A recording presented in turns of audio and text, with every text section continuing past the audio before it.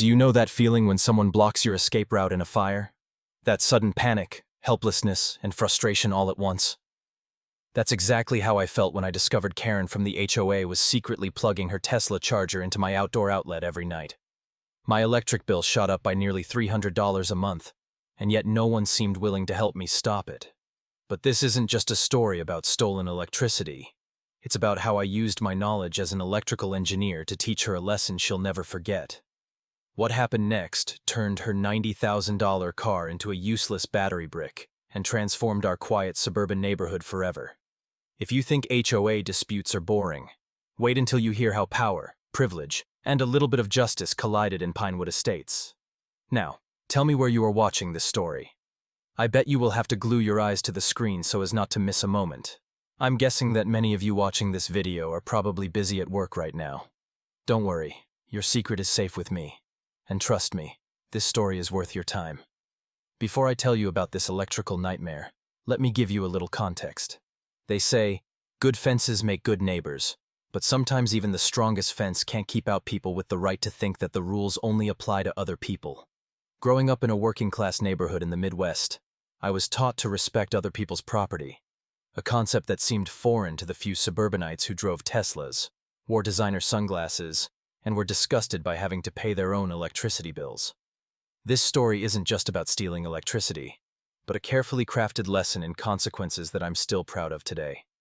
My grandfather used to say that a thief's best teacher isn't the police, it's a trap. When Deborah Harrington moved into the house next door with her shiny white Tesla Model X, I had no idea that she would become my nightmare. I'm Ethan Bailey, a 35-year-old electrical engineer who works remotely for a tech company in Seattle.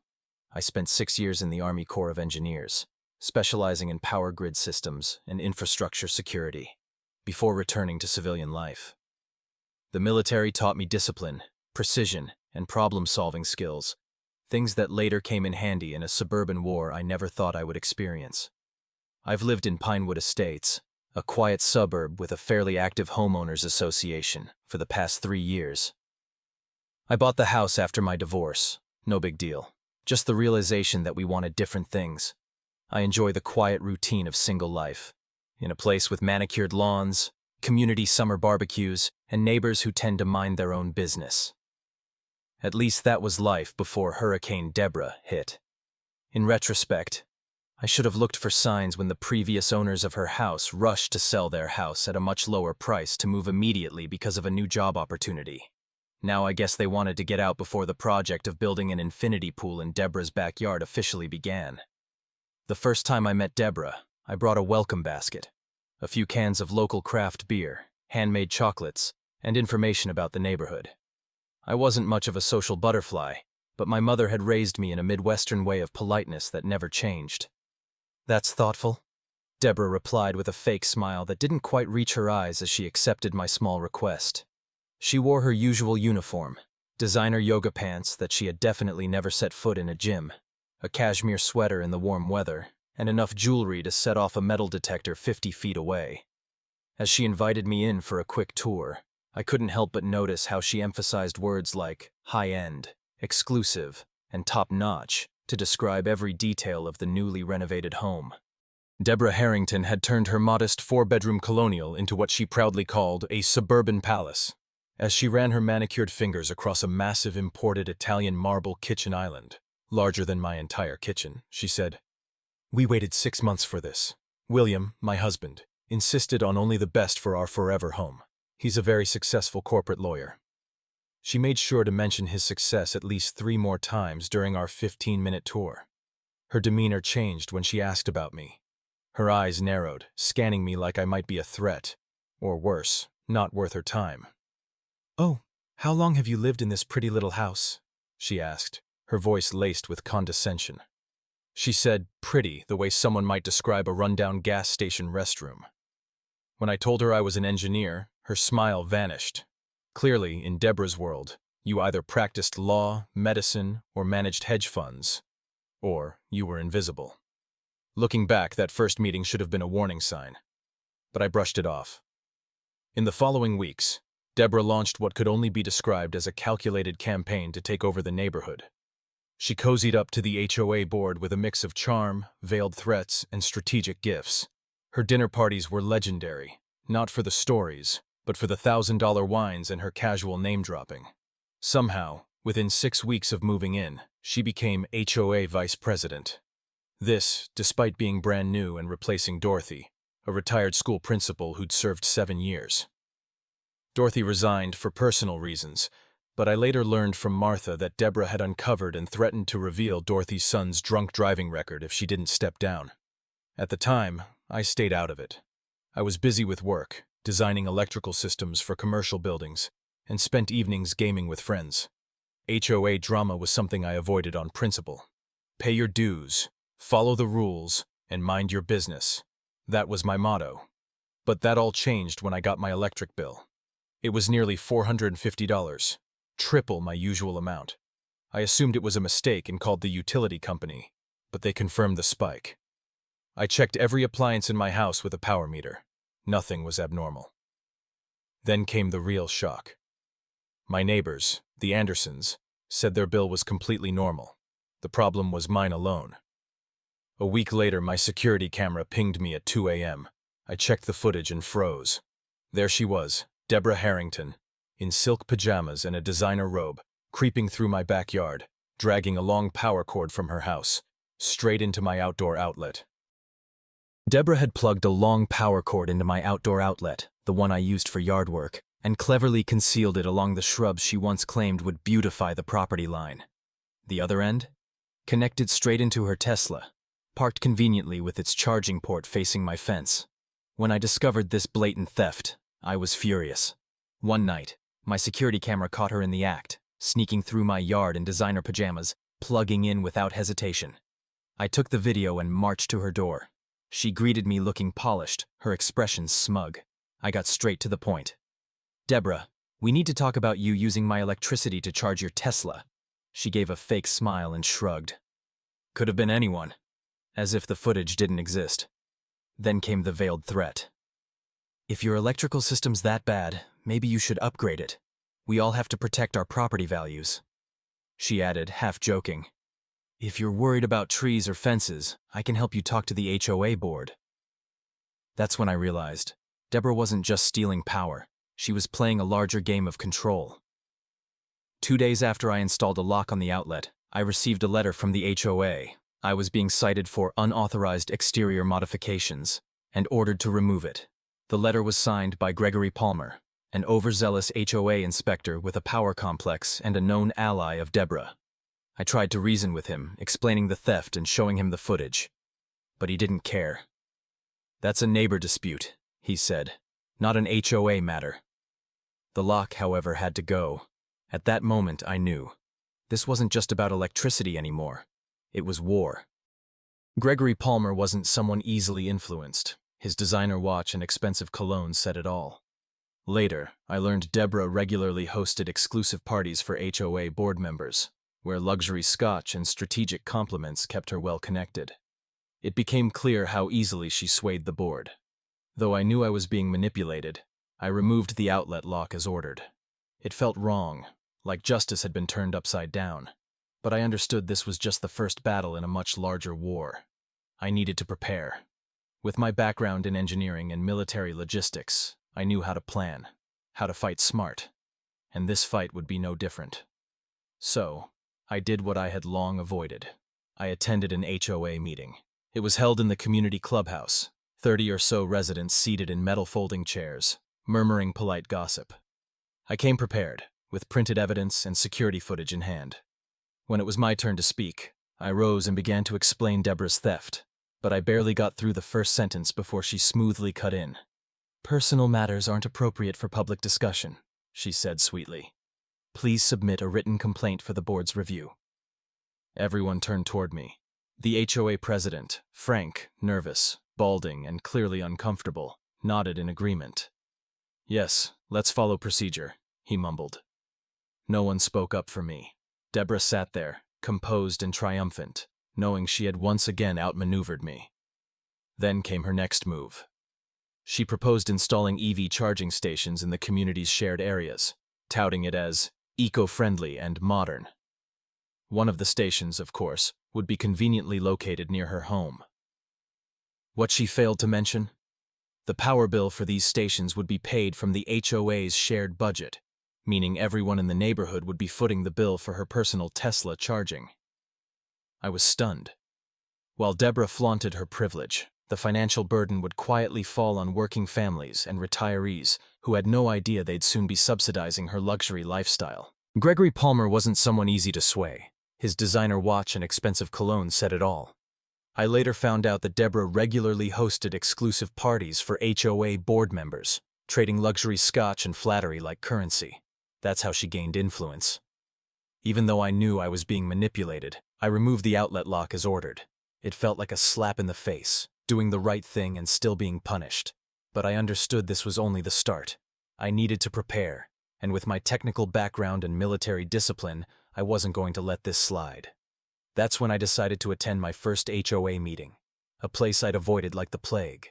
The room was filled with folding chairs and about 30 residents, chatting idly. I came ready, with printed documentation and video evidence. When it was finally my turn, I stood up to speak about the electricity theft. But before I could finish the first sentence, Deborah cut in smoothly. "Personal disputes aren't appropriate for public meetings," she said with a sweet, controlled tone. "Please file a written complaint for review." The room went quiet. The HOA president, Frank, clearly uncomfortable and out of his depth, nodded. "Yes, let's stick to protocol." No one spoke in my defense. I stood there, holding proof in my hands, while Deborah looked pleased with herself. Composed, victorious. And then she went further. She proposed a new project, installing electric vehicle charging stations throughout the community. She called it eco-conscious, modern, and great for property values. One of the stations, not coincidentally, would be right by her house.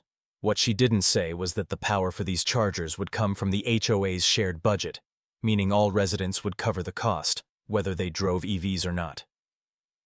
I sat there, stunned. Deborah wasn't just stealing power from my outlet anymore. She was now trying to turn the entire community into her private charging grid. And worse, the people she was exploiting didn't even realize it. Middle-class families, retirees on fixed incomes, they'd all be footing the bill for her luxury. That meeting made one thing clear. This wasn't a minor neighborly dispute. It was the beginning of something much bigger, and I needed to fight smarter, harder, and with everything I had.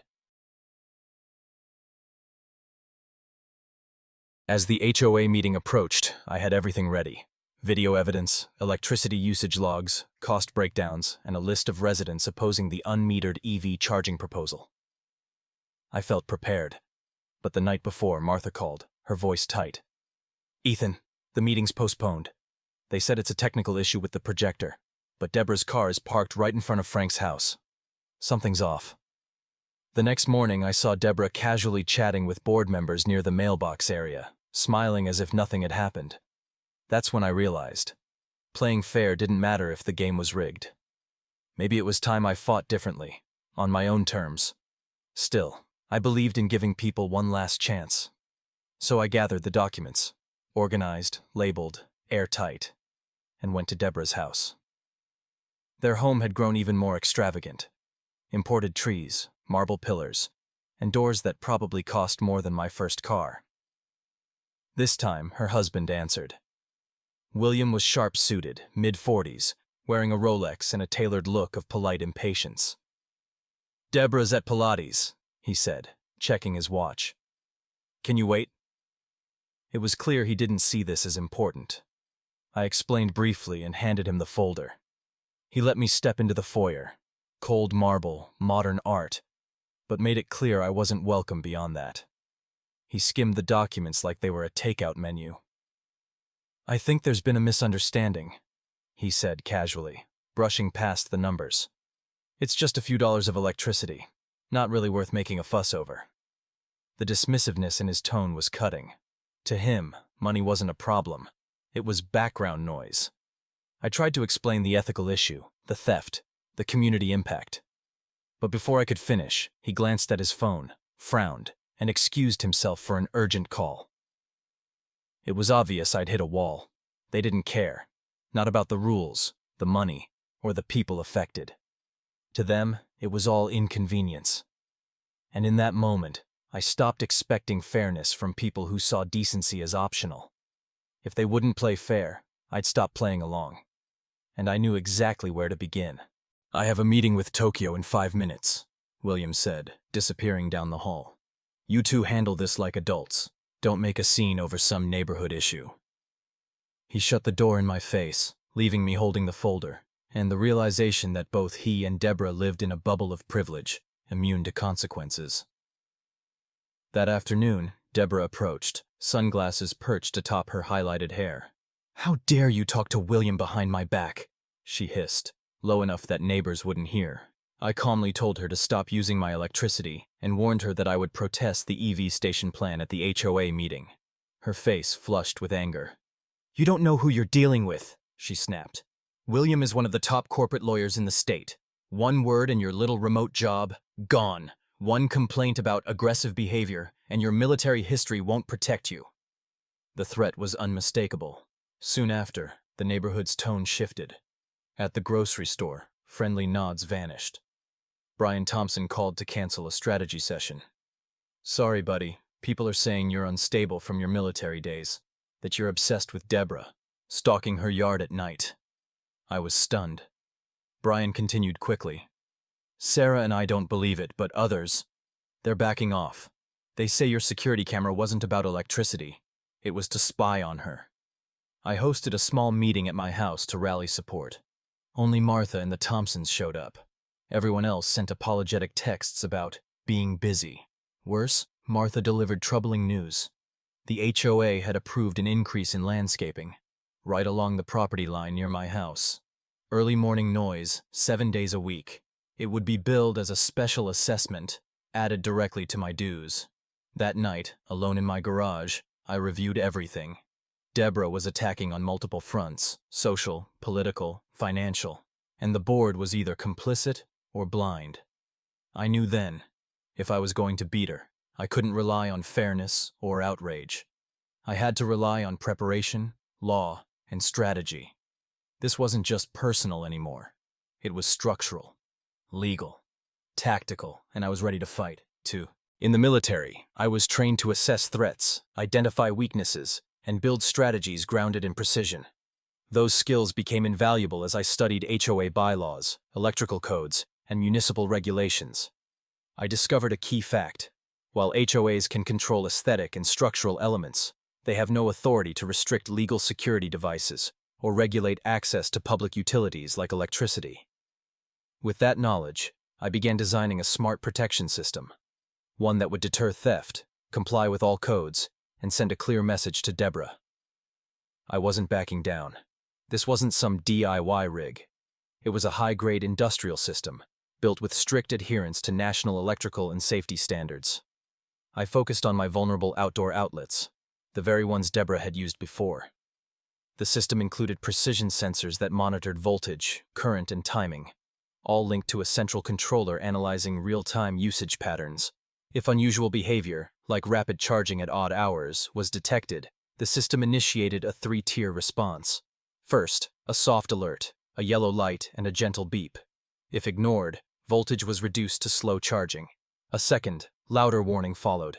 If still unaddressed, the system would cut power to that outlet entirely, protecting my home's grid and halting any unauthorized access. All incidents were logged, time-stamped, detailed, and stored securely, so I could produce clear, undeniable evidence in any future dispute. I housed the unit in a sealed, weatherproof enclosure, built to withstand the damp Pacific Northwest climate. It included a backup battery to ensure it remained operational during outages. Every feature had a purpose, every line of code tested, and finally, I added a clear, professional sign beside the outlet. SPS protected area, authorized personnel only. Violation may result in equipment damage. It featured all standard electrical warning symbols, illuminated by LEDs to remain visible even at night. I didn't do this to intimidate. I did it to protect. But I also knew it sent a message. I see you. I know what you're doing.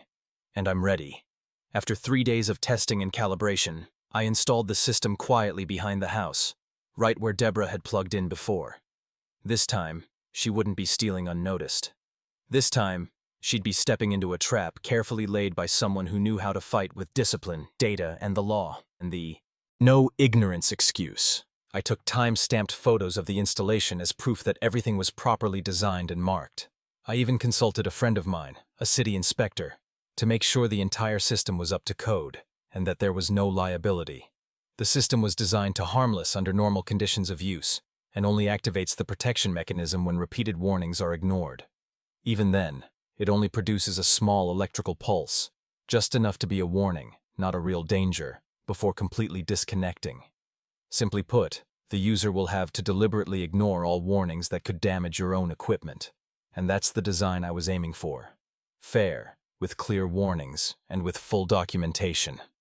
As I did my final check on a chilly evening, the LEDs blinking in a sequence confirming stable operation, I thought of the elementary physics lesson every engineering student knows.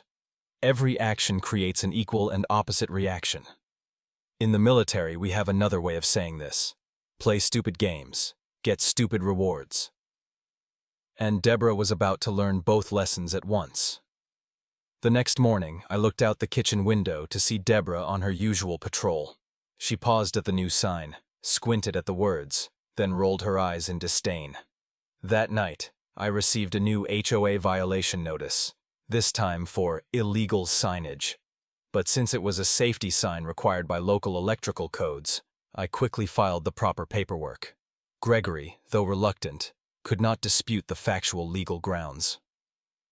Over the next few days, my camera recorded Deborah looking toward the outlet, but not daring to approach it. I began to wonder if the warnings were really working, until Martha, on an evening walk, gave me an update. She's been trying the outlets around the club, but they're weak, slow to charge, and she has to park far from home, which is inconvenient. I felt like a small victory was brewing until a new announcement from the HOA stopped me in my tracks. The board had approved emergency funding to upgrade the common area electrical system, bypass the entire resident consultation process by labeling it essential safety improvement. I got it. Deborah wasn't giving up yet. The following week, electricians began installing new high-wattage outlets in the common area, right on the edge of the property between my house and Deborah's. It was her original plan, but now legitimized as an emergency measure to bypass the community vote. That night, my security system picked up motion, and I watched on the monitor as Deborah connected her Tesla to one of the new outlets, waving to the camera with a triumphant smile. SPS immediately began recording data from this new usage pattern, and my suspicions were confirmed. Deborah was drawing huge amounts of power during off-peak hours, and the costs, as she had calculated, would be spread across the entire population. I quickly expanded SPS's ability to monitor the new outlets, not to intervene, they were not mine, but to collect data that would prove misuse. The system shows clearly. Deborah charges her car regularly from 1 to 4 a.m. every night, 3 hours straight at full power. Under the current electricity rates, she is implicitly increasing the HOA's common charges by about $500 per month from people who don't use electricity at all. Meanwhile, I kept getting petty violations, mailboxes half an inch below standard, garage doors that needed repainting even though they were less than a year old, trash cans exposed to the street for 15 minutes past the limit. I complied with them all, carefully documenting and archiving all the evidence. The Thompsons began sharing the SPS data with trusted neighbors, and slowly, a network of conscientious residents began to form. Through Martha's connections, I learned that Deborah was preparing a bigger move, a proposal to install official Tesla superchargers stationed at the community center car park, with an expected cost of up to $25,000, and it will come from the special assessment imposed on all homeowners. The proposal will be brought up at the next HOA meeting, which has been rescheduled in 2 weeks. One evening, while reviewing the SPS data, I noticed something unusual. Every time Deborah charged, she set the Tesla to draw maximum power immediately. Skip standard power ramp mode that Tesla's battery management system is designed to comply with. This is not just negligent behavior. It is potentially serious harm for both vehicles and the power grid. My SPS is programmed to recognize such dangerous usage patterns and respond with a 3-level warning system: a flashing light signal, a clear audible alarm, and if continued to be ignored, activating protection by creating controlled electrical oscillations before completely disconnecting. I do not change any settings. All are industry standard configurations, designed to protect the system and alert the user. And I guarantee, every warning is clear, obvious, and there is no excuse for not knowing. Deborah was about to enter danger zone and she ignored all the warning signs. That night, just hours after I confirmed the final data, SPS sent an urgent alert about an unusual event at the common area outlet behind my house. Time, 1:03 a.m. Security cameras captured a familiar image. Deborah, in silk pajamas and velvet slippers, quietly approaching the newly installed outlet. She hooked the charging cord to her shiny white Tesla, turned triumphantly to the camera, and flipped the switch. Immediately, the SPS registered a sudden surge of current that exceeded the threshold. The first-level warning system activated. A yellow light began to flash on the outlet box, accompanied by a soft beep warning of an abnormality. Deborah paused for a few seconds, looking straight at the indicator light, then turned the power up to maximum. I stared at the screen, barely believing what I was seeing. Instead of disconnecting or reducing the power, she clearly deliberately provoked the system, as if to prove that I couldn't stop her. The SPS, as designed, went into second alert, a constant beep, and a red flash of dangerous vibration. Again, ignored. At level 3 warning, the final level. SPS records unsafe use. Activate emergency protection mode. A controlled electrical oscillation is emitted, not enough to be dangerous, but enough to trigger a self-protection mechanism in most electronic devices. And then, all power is cut off completely. On the screen, I saw Deborah pause. She stared at the Tesla dashboard. The light from the car turned red. The screen said, battery error. Then, off the Tesla is worth more than 90,000 bricked. Turned into a block of technological iron that could not be started, could not be moved.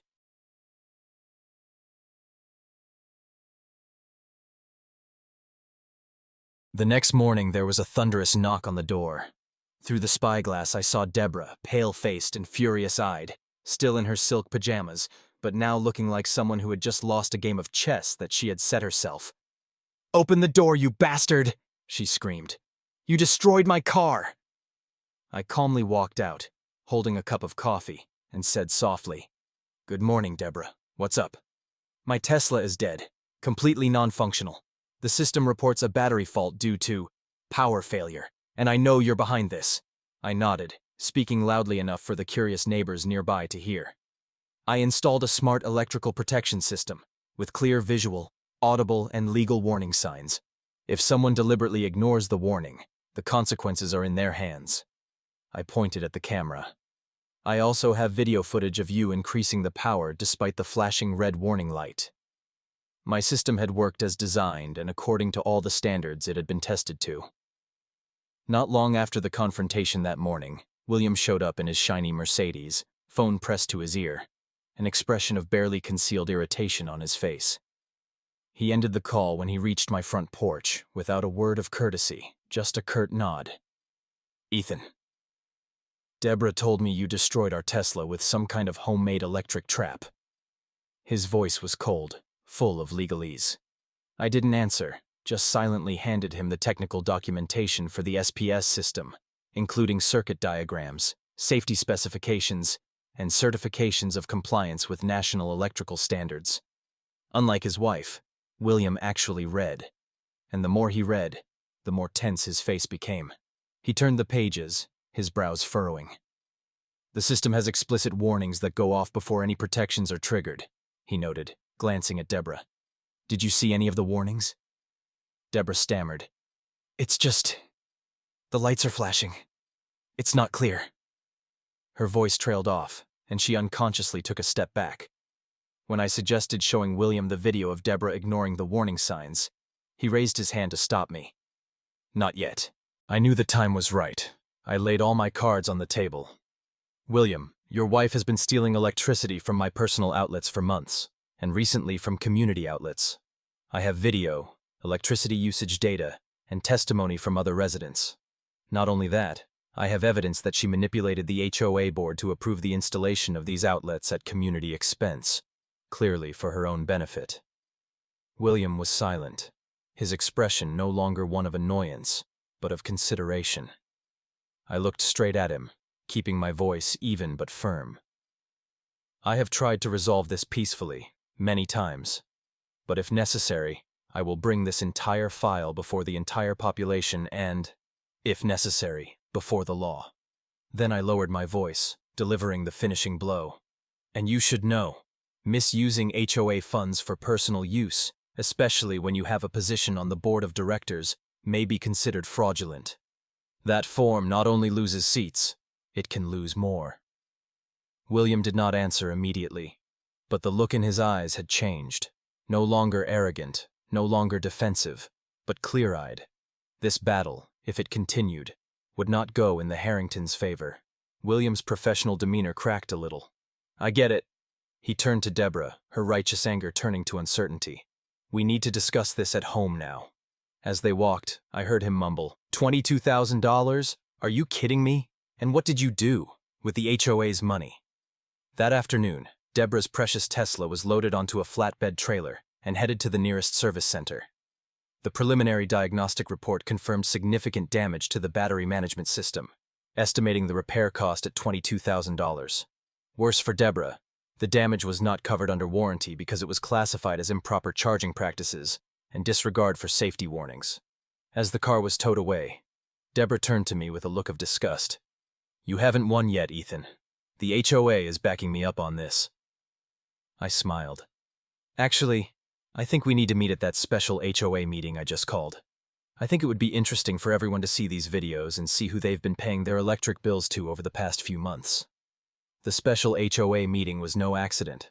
It was the culmination of months of misdeeds that Deborah had been quietly accumulating, from stealing electricity from her neighbors' personal outlets to manipulating the HOA board to install Tesla charging stations at the expense of the entire community.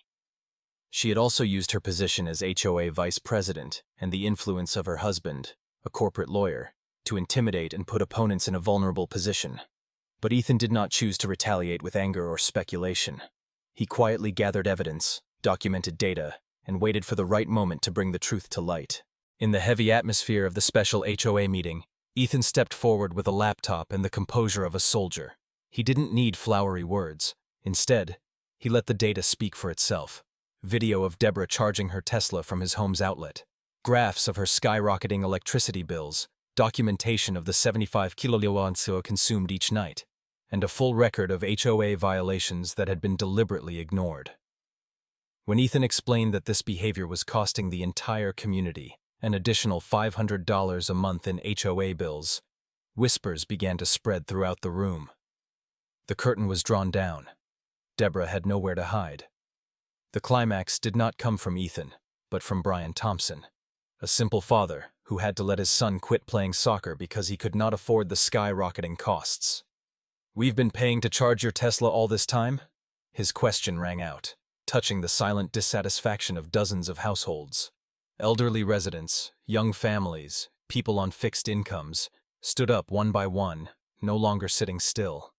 At this point, Deborah stood up to weakly retort, accusing Ethan of character assassination.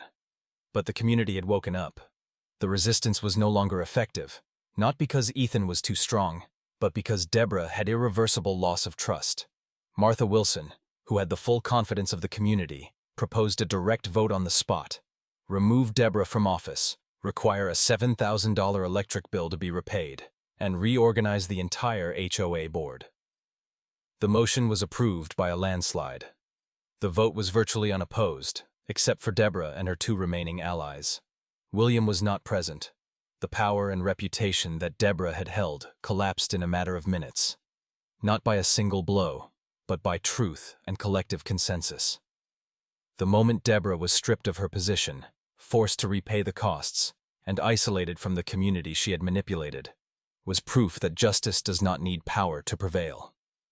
Ethan, a quiet engineer, is not a hero in the conventional sense, but through his intelligence, evidence, and perseverance, he has made the whole community realize not all victims are helpless.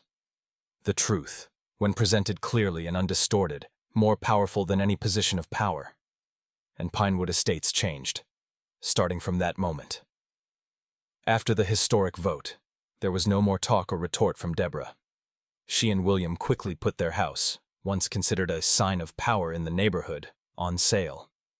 But this time there was no drinking party, no one to help them move.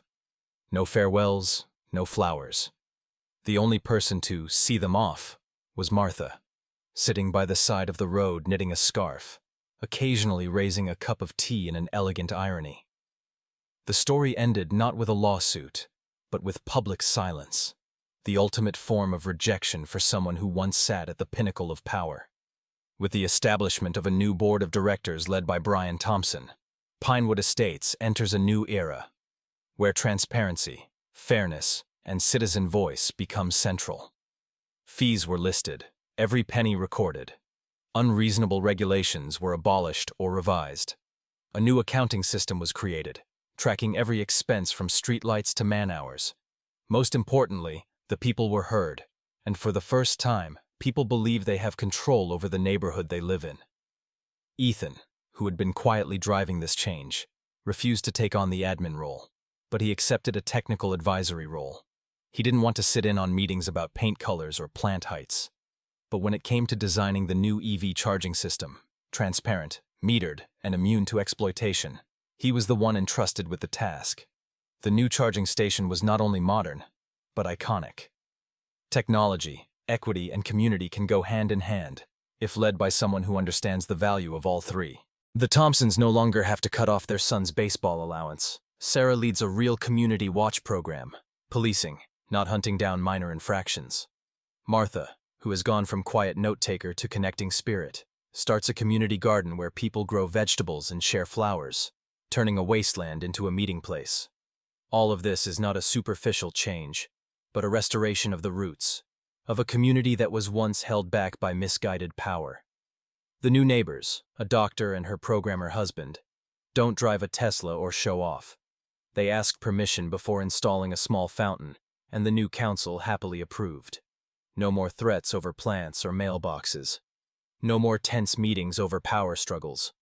Instead, there are weekend BBQs where people genuinely laugh and ask how each other is doing. Peace isn't the absence of conflict. It's the presence of trust, respect, and real community. Deborah Harrington came to Pinewood Estates like a hurricane, glamorous, powerful, and convincing a silent community with her secret handshakes and calculated smiles. But in the end, she was defeated by the very thing she despised, the electrical system. Not because it was dangerous, but because she was too arrogant to believe she needed to heed warnings. That example is not just for one person, but for every individual who relies on power and forgets limits. Ethan has no title, no power, no weapons other than data, work ethic, and patience. He doesn't seek to humiliate Deborah. He just wants justice. And by using intelligence instead of revenge, Ethan becomes a role model for a new kind of hero, silently, persistently, without needing praise, but changing an entire community with righteous actions. That story sends a clear message. Justice needs no robe, just steadfastness and a good record. Martha's words, both gentle and poignant, became the perfect ending to it all. Karma doesn't need Wi-Fi to connect to people who deserve it. No shouting, no arguing, no legal intervention. Just the light of truth is turned on, and the darkness of manipulation will retreat. One Karen can disrupt a neighborhood, but a mindful and kind community can restore it all. No one enjoys confrontation, but sometimes, confrontation is necessary to stand up for what is right. Pinewood Estates not only survived Hurricane Deborah, but emerged stronger and more humane. Transparency became the foundation. HOA meetings were no longer a place of manipulation, but a space for common voice. And most preciously, each resident learned that they were not alone. Technical skills may not make you the brightest person at the party, but they come into their own when you need to teach someone the true cost of taking advantage of others. Because in a community, bullies cannot survive if decent people stand up together. So there, a Tesla, a backyard outlet, and a Karen who forgot that she can't always charge for free. This story made me wonder, Have you ever met a Deborah in your life? A person who always thinks rules are for other people? A person who is willing to take advantage of anything, as long as they don't have to pay the price? Tell me your story. I read it all. Have you ever been unreasonably fined by the HOA? Have you ever had a neighbor who is sweet on the outside but stabs you in the back? Or are you the Ethan of your neighborhood? Leave a comment below, and if you find this justice tasty enough, don't forget to like and subscribe, because there are many more karma-smelling stories waiting for you in the next episode.